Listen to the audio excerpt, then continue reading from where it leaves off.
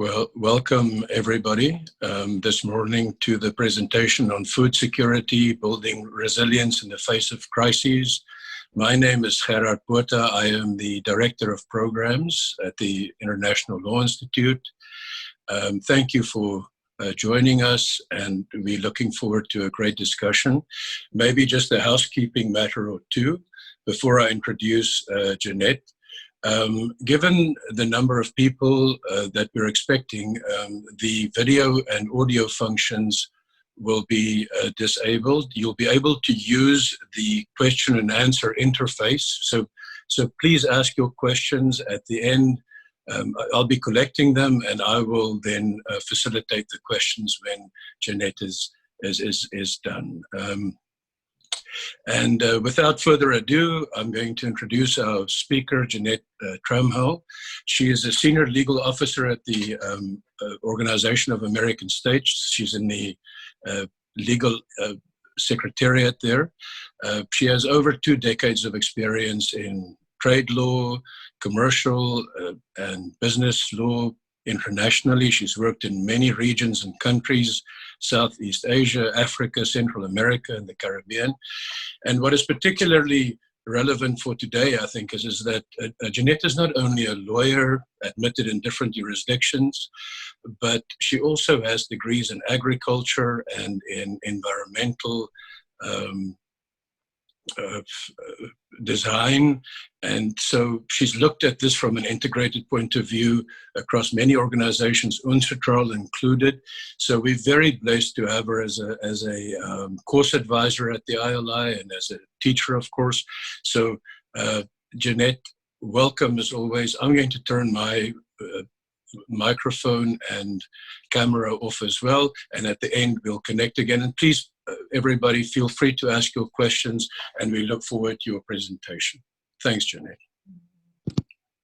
Yes, thank you very much, Gerhard. It's truly a privilege to be here this morning with you.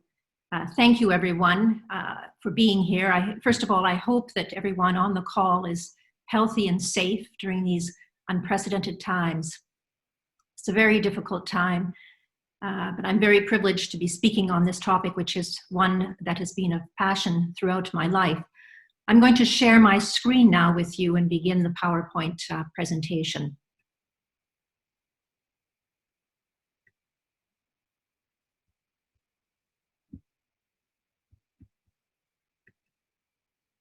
There, I hope you can see the screen.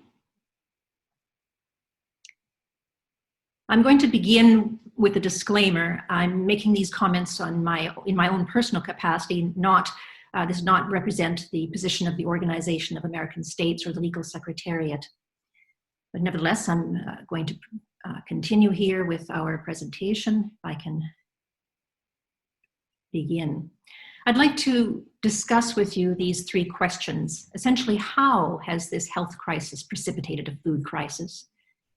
What are the vulnerabilities in our food systems that the pandemic has exposed, both regionally, on a global basis and locally? And what are the lessons that we can learn on a broader basis about food security that we can learn from this experience? Let me just hide the video. Okay. Let me begin here with the first question. I also have a 4th question that I'd like to ask you. Just think about this from your own perspective without checking Google, if you will. How long does it take, essentially, to produce a hand or a bunch of bananas? We're going to come back to this in a few slides, but just take that down, your answer, perhaps write that down in the section of your paper, and we'll come back to that.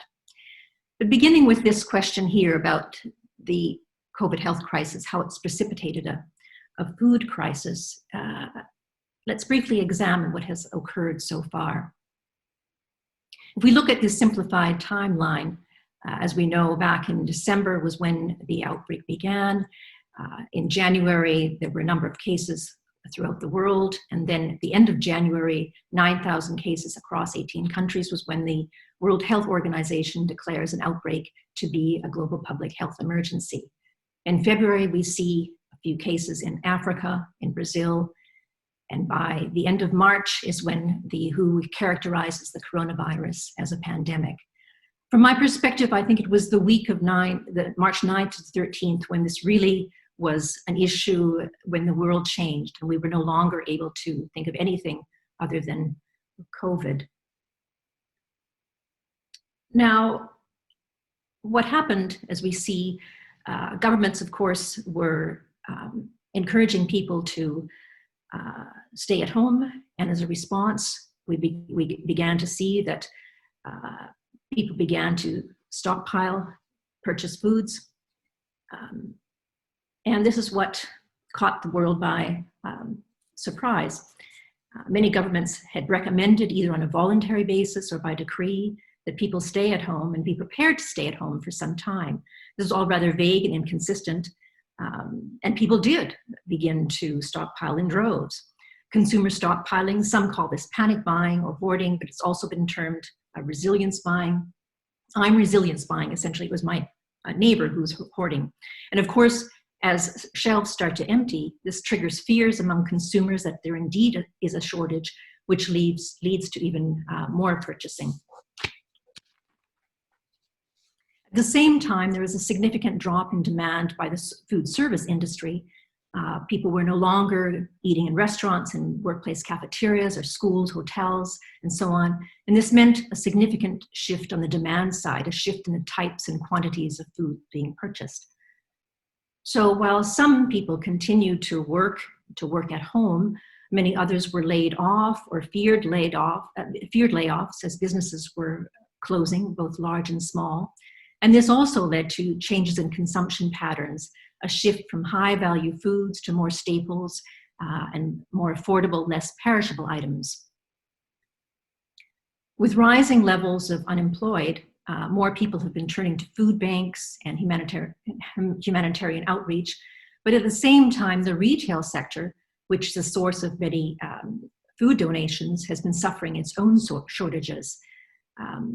So at retail and food outlets, the need for new measures as well to protect employees and volunteers from the pandemic also imposed constraints.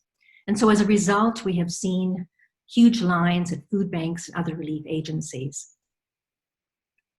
On the supply side, there's been a lag in response to these shifts in consumption patterns, and we'll get to some of the inherent reasons for that in a couple of slides.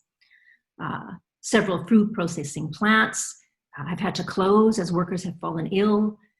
At the farm level, there, of course, have been constraints, particularly in labor-intensive crops, such as fruit and vegetable harvesting, due to shortages of workers, either due to illnesses or travel restrictions. Border restrictions also have had an impact in the sense that with some export restrictions that have prevented food from being exported, but luckily that has not carried on in many cases. There's been some threats of that. In other cases, produce could not enter due to border restrictions. So food that is directed to the retail and food services industry had to be redirected. In the US, this represents a shift of about 50 to 60%, which requires significant changes in equipment, packaging, and logistics. And as a result, many producers were faced with no choice other than to dump produce, depopulate livestock, and underplow crops. And part of this is due to the inherent characteristics of agricultural production, which we will look at this slide here. A unique characteristic of agriculture is that it has both an inelastic demand curve and an inelastic supply curve. So for example, if you think of something that you consume every day, such as rice or bread or eggs, I'm here taking the example of bananas. If the price drops, let me see if I can use this. If the price drops in half, you're not necessarily going to consume twice as many. On the other hand, when we look at other consumer items such as shoes, if the price drops in half, indeed, consumers may very well purchase additional quantities. Conversely, if the price skyrockets, you nevertheless need to consume items. You are going to purchase foods. So this is why we have the term among agricultural economists of an inelastic supply curve. The demand will stretch in response to the price. Similarly, when we look at this on the supply side, we have a similar example.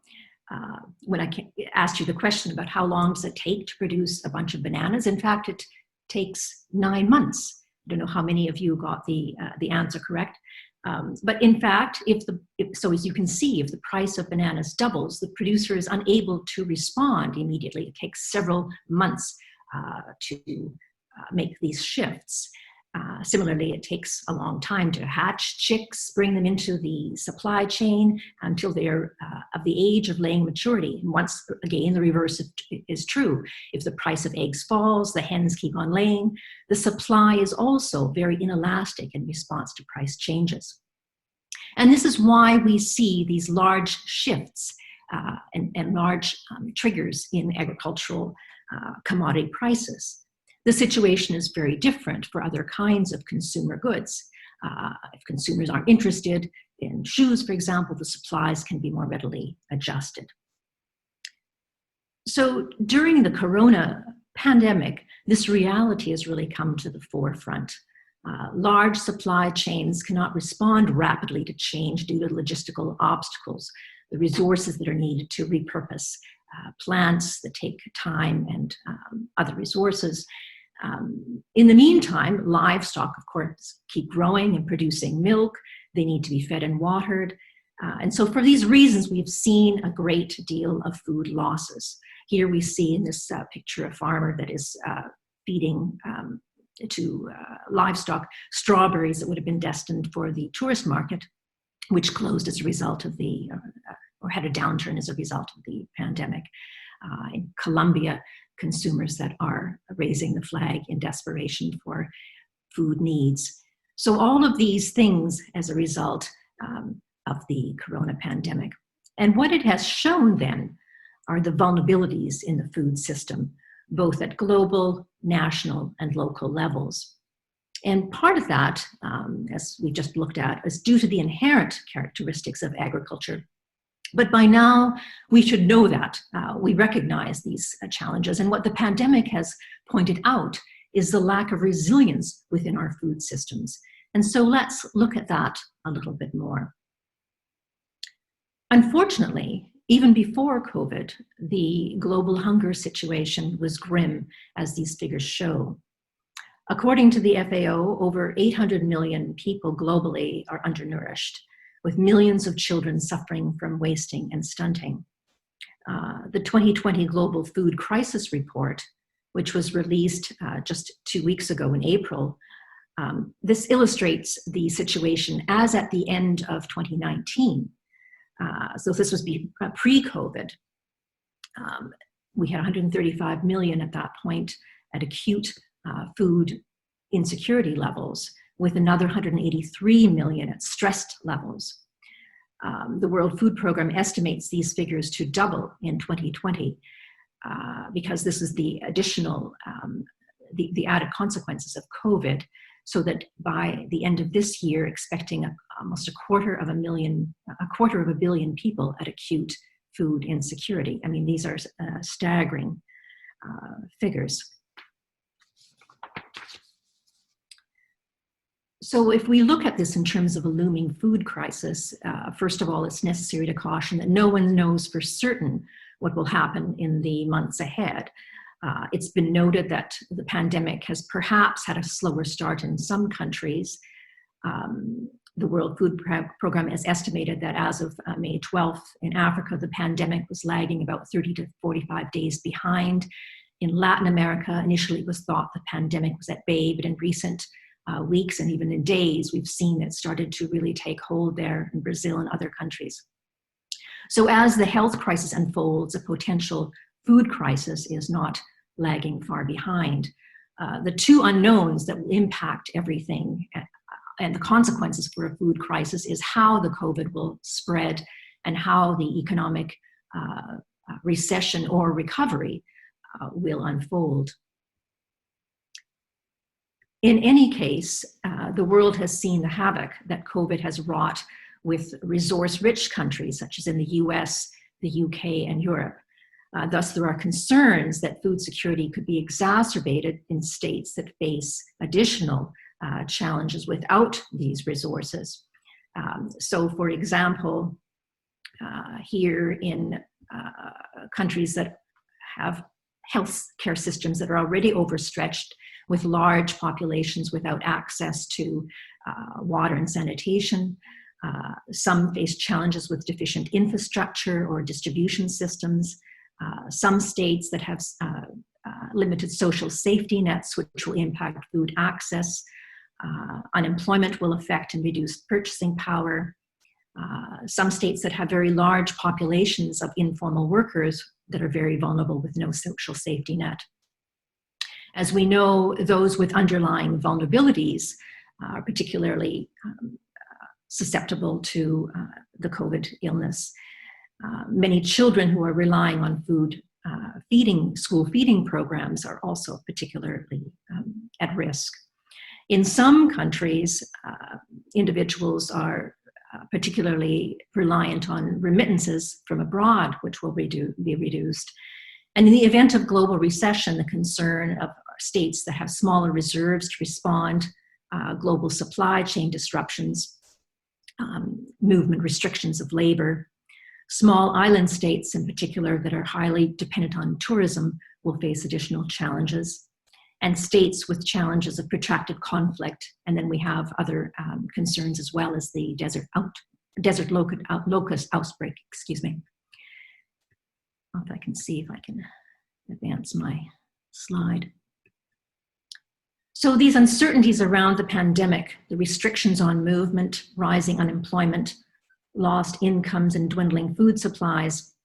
We've also seen rising levels of domestic abuse. All are conditions for social unrest and political instability. So this is a grave situation indeed.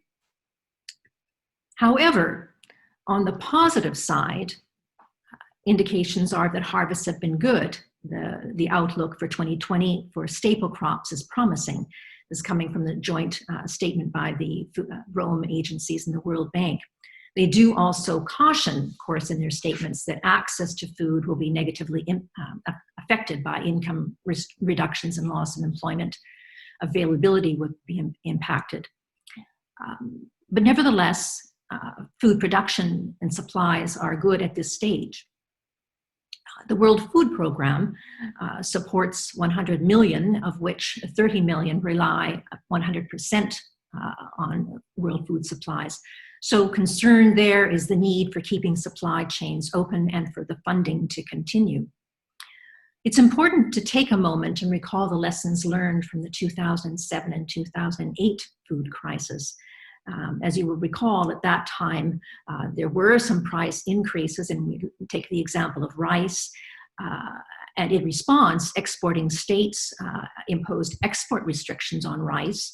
This alarmed importing states, which began to hoard and panic buy, which started a domino effect and price escalation.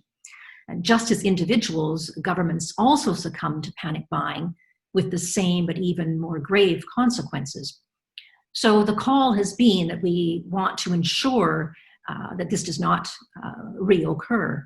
So to keep supply trade open, to keep supply chains open, we need information, good data and good information. And one of the things, the positive things that came out of that crisis was the creation of the Agricultural Markets Information System, the AMIS, to provide good data and price transparency. And trade fundamentally is based on trust.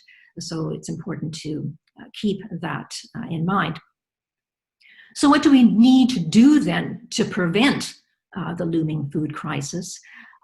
When we look at a lot of the recommendations coming out from the Rome agencies, this joint statement that I have mentioned here, the Global Food Crisis Report and others, is a two-pronged approach essentially. Is one, to protect the most vulnerable, and two, to keep global supply chains alive. I mean, we'll go into a little bit more detail, but that's essentially the two approaches taken. We need to ensure that the world food markets remain stable. As I mentioned, the need for transparency and a reliable source of food. But very importantly, countries need to work together to strengthen cooperation.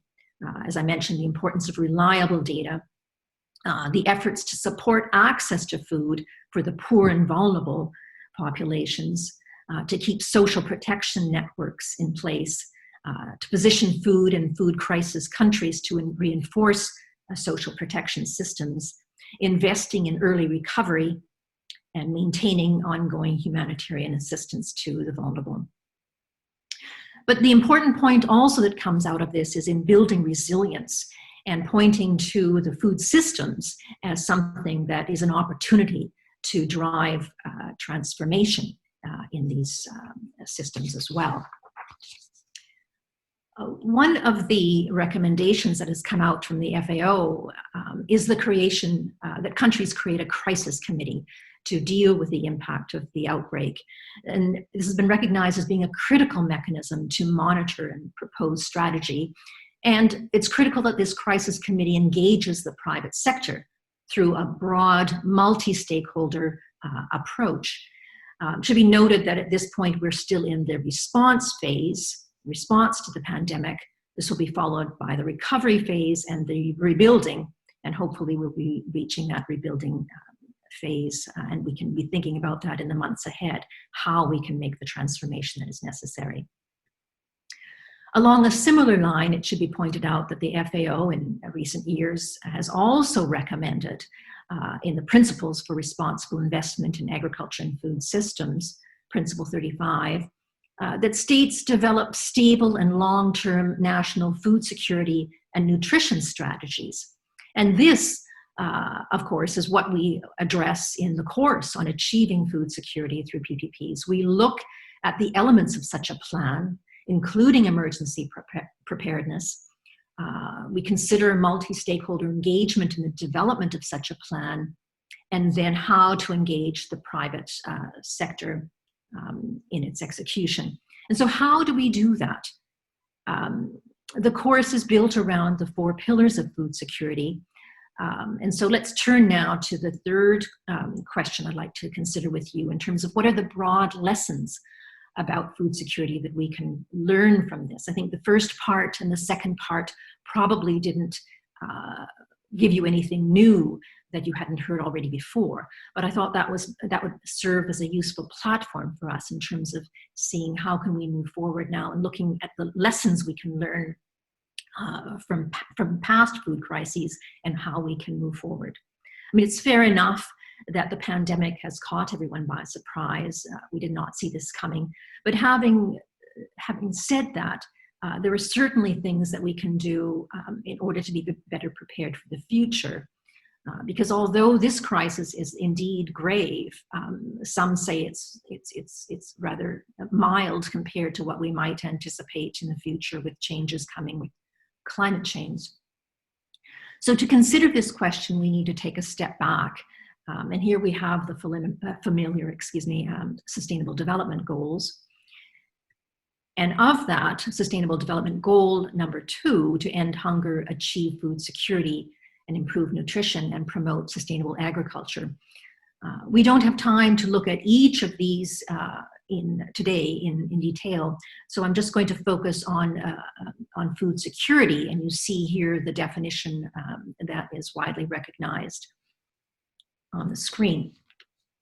In turn, food security has been deconstructed to comprise these 4 pillars: availability, access, utilization, and stability.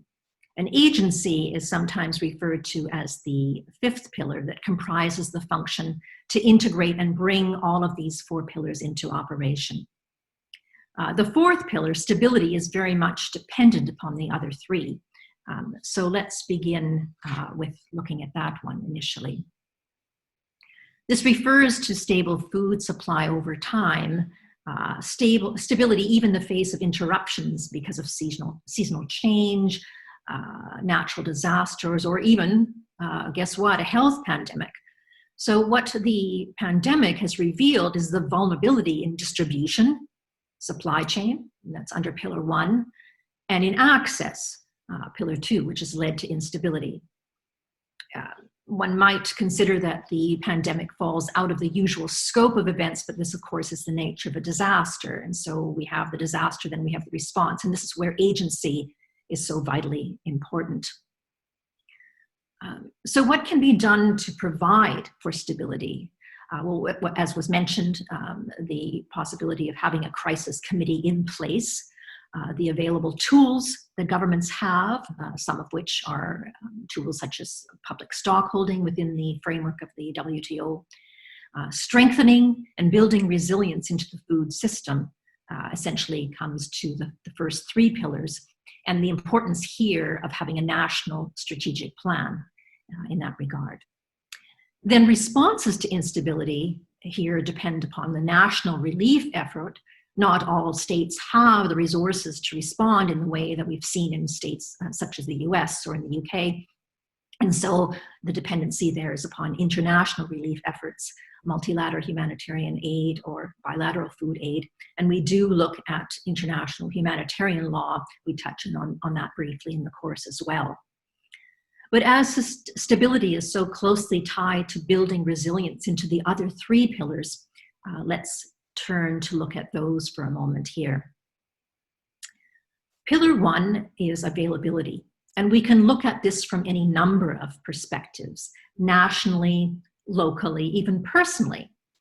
So when you think about it, if you walk into your own local market, is there food available? For most of us in the audience, until recently, I would assume that the answer for you is yes, that your local market or grocer has an abundance of food available, not only in quantity, but also in terms of variety. Of course, that's not true in many parts of the world, but true for most of us, I think. Availability is then the supply of food through production, distribution, and exchange. It's a function of both the physical components and socioeconomic components. The physical components include everything involved in the growing of food in agricultural production. So firstly, we can start with the parameters established by geography and climate. No matter how hard I try in Canada, I'm not going to grow bananas. I'm a Canadian, so I can say that. The food that is produced is dependent upon seasonal change, weather, and of course, now we must consider the added complexity of climate change, but we'll just set that aside for the moment. It's a function of soil management and agricultural practices, whether those are conventional agriculture, permaculture, sustainable agriculture, organic, or agroecology. These in turn involve consideration of the inputs of seed, livestock selection, water management, fertilizer and pest management, etc. But in addition to the biophysical landscape, we also need to consider the socioeconomic components, what we can refer to as the financial ecosystem, the biosphere in terms of land tenure, land use and national resource management, access to credit in the financial ecosystem, and relationship to these, all of these, gender is in relation is a cross-cutting gender issue when we look at access to land ownership and access to credit. Who has access to land, looking at questions around access to land for urban agriculture, competition with other land uses, land loss to urbanization, and so forth. These are a number of questions in relation to the socioeconomic components. So that gives you a little bit of an overview of food security pillar number 1, the element of production. In addition, we have the component of distribution. As of 2008, for the first time in human history, the majority of the world's population has become urbanized. I believe it was in 2008. The majority of people no longer live where food is produced, and this has had huge consequences for distribution, and we now have to factor that into the equation, how to get food from producer to consumer. As we know, the world already produces plenty of food, but we also have to consider think of the process in reverse, how to get inputs to farmers, seeds, fertilizer, and so on. If they cannot get their inputs, they can't plant the next crop. And the pandemic has really exposed this vulnerability. The supply chain has been shown as a weak link in the system. Interestingly, we do refer to it as a supply chain because it is a very linear process. And some are questioning the needs for shifts in that regard as well. Even farmers do not produce everything themselves that they consume. Therefore, from earliest human history, this has required a need for barter, or exchange, or cash economy to acquire food. And as society has become more sophisticated, we have developed rules for the international market. The exchange of food requires efficient trading systems and market institutions, which have an impact on food security. It impacts the food that is available to us. I heard recently the statistic that 1 out of every 5 calories consumed crosses a border, which is quite astonishing. So that gives you an overview there of the elements of production, distribution, and exchange, all in relation to the availability of food. But let us take a moment for taking stock here. The estimates are that by 2050, a population of 10 billion in the world will require an increase of about 50% in agricultural production. And yet, about 1/3 of all food produced is lost or wasted, and that waste alone is responsible for 8% of greenhouse gas emissions. I believe agriculture as a whole is responsible for about 20% of greenhouse gas emissions. So while at the same time, while over 800 million people are malnourished, we also see obesity rates climbing. So there's a question here. You know, is this time for a change? Many are concerned that the true cost of the food produced in conventional methods is not reflected in the price paid. The externalities are not included. So although we definitely need to keep global supply chains open, as has been called for, at the same time, this represents an opportunity to rethink our food systems approach. And we repeatedly hear the call for a need for transformation. Supply chains in what we call the agro-industrial system are not very nimble, unable to pivot quickly. And so, yes, we need the efficiencies that are enjoyed by those large supply chains, but there's a need for diversity at the same time. The vulnerabilities that have been exposed by the pandemic have shown us that this is not enough. Regional, local suppliers, and perhaps shorter supply chains that are more readily adapted, easier to shift, also need to be incorporated. We've seen that informal urban food systems that have responded have adapted quite well, as well as small-scale production.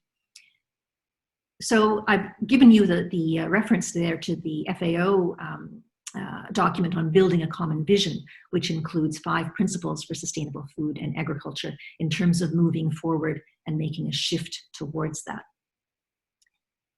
Let's look now at food security pillar number 2. Excuse me a moment. Pillar 1 was about availability.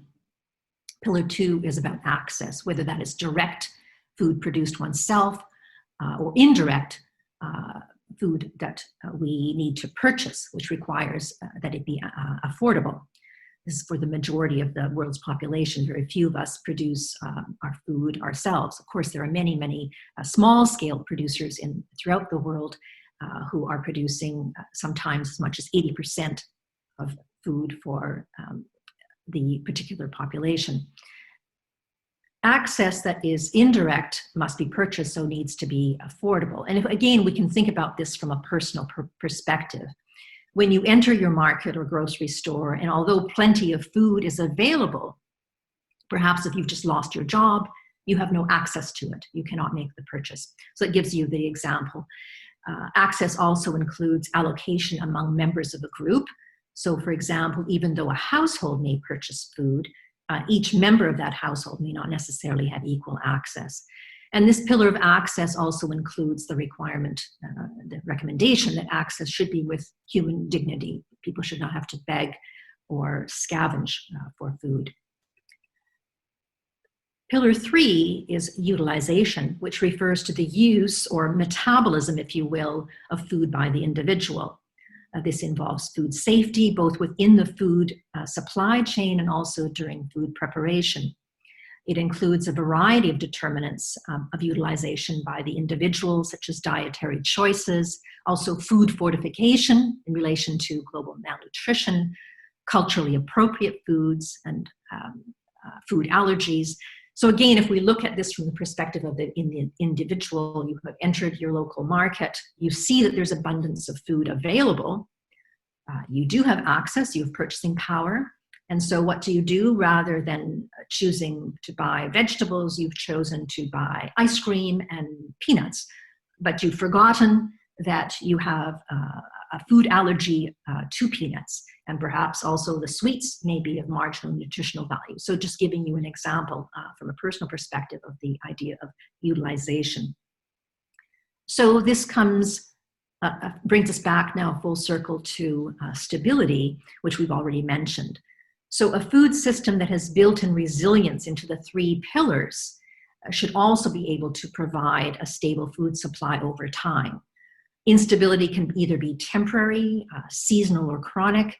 Again, in your own personal example there, when you went to the market, it was just for the 1 week where you where you were unable to purchase food. So there was temporary instability. Your food supply was generally pretty stable. And agency, again, being the policy and processes that enable the achievement of food security. The global food system is extremely complex, as we know, and this illustration tries to represent that. During the course, we will look at the legal underpinnings based on these 4 pillars. As you can imagine, that is quite an undertaking, but we do manage it at least to get an overview.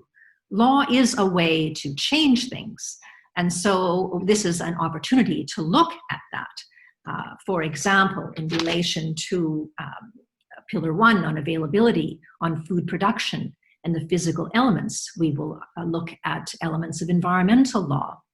In relation to food production, the Convention on Biodiversity, Treaty on Plant Genetic Resources, Environmental Impact Assessment Guidelines. We will look at the World Soil Charter and consider that.